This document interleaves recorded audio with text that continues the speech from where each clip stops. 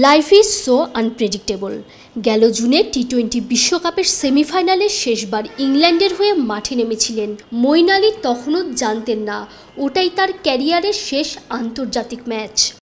Test থেকে আগেই অবসর নিয়েছিলেন, ওয়ানডেতেও খেলেছিলেন সেই 2023 বিশ্বকাপে।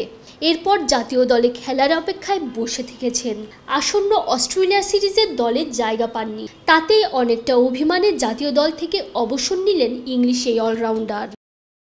ব্রিটিশ সংবাদ মাধ্যম দ্য ডেইলি মেলকে দেয়া এক সাক্ষাৎকারে দিয়েছেন এমন ঘোষণা। 37 বছর বয়সী এই ক্রিকেটার অভিমানের সুরে জানিয়েছেন, আমার অধ্যায় শেষ। ইংল্যান্ডের হয়ে 298 ম্যাচ খেলা মঈনের ওয়ানডেতে শেষ 50 2023-এর জানুয়ারিতে। টি-20তে শেষ 5 ইনিংসের সর্বোচ্চ রান 25।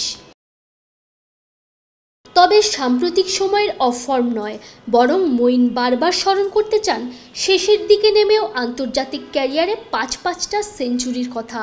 চাইলেই আঁকড়ে ধরতে পারতেন, চেষ্টা করতে পারতেন ইংল্যান্ডের হয়ে খেলার জন্য, কিন্তু মেনে নিলেন বাস্তবতা। যদিও এখনও মঈন বিশ্বাস করেন তিনি ফুরিয়ে যাননি।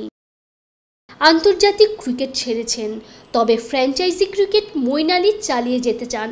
স্বপ্ন দেখেন ভবিষ্যতে ভালো মানের কোচ হবার, ফিরতে চান নতুন ভূমিকায়। সাবেক এই অলরাউন্ডারের আশা, ইংলিশ কোচ ব্র্যান্ডন ম্যাককালামের কাছ থেকে কোচিংয়ের অনেক কিছুই শিখতে পারবেন তিনি। আশা করেন সবাই তাকে মুক্ত চিন্তার মানুষ হিসেবেই চিনবে।